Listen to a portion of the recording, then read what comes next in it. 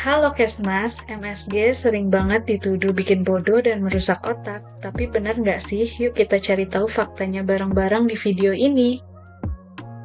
MSG atau monosodium glutamat ternyata berasal dari sumber karbohidrat seperti tebu dan singkong loh. Melalui proses fermentasi menggunakan ragi, dihasilkan kristal MSG yang biasa kita kenal sebagai penyedap rasa. Kenapa banyak yang bilang MSG itu berbahaya? Meluruskan mitos bahaya MSG, kekhawatiran masyarakat tentang MSG sebenarnya berakar dari penelitian hewan yang dilakukan pada akhir 1960-an.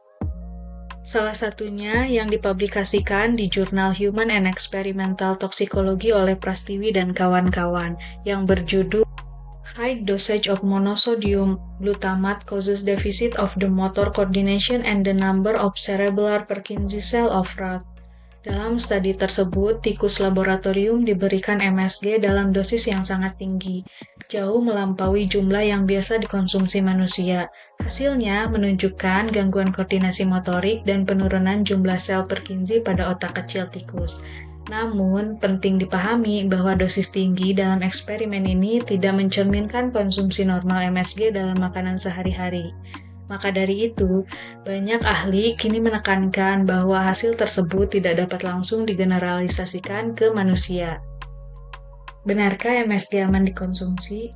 MSG seringkali disalahpahami sebagai zat berbahaya. Tapi apa kata para ahli dunia? WHO menggolongkan MSG sebagai aman jika digunakan dalam batas wajar. FDA, Badan Pengawas Obat dan Makanan Amerika Serikat, juga menyatakan bahwa MSG termasuk dalam kategori Generally Recognized as Safe atau aman secara umum. Bahkan FSA, yaitu Otoritas Keamanan Pangan Uni Eropa, telah melakukan evaluasi dan tidak menemukan bukti risiko signifikan terhadap kesehatan manusia bila digunakan sesuai takaran loh.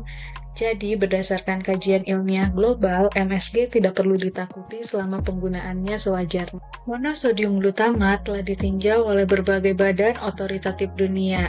WHO, FDA, EFSA menyatakan bahwa MSG aman dikonsumsi dalam batas wajar. WHO menetapkan accepted daily intake not specific, artinya MSG dianggap aman digunakan secukupnya sebagai penyedap rasa tanpa batas harian spesifik. FDA mengkategorikan MSG sebagai Generally Recognized as Safe atau secara umum diakui aman untuk dikonsumsi manusia.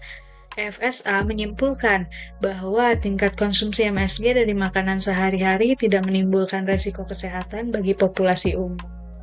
Jika digunakan dalam jumlah yang sesuai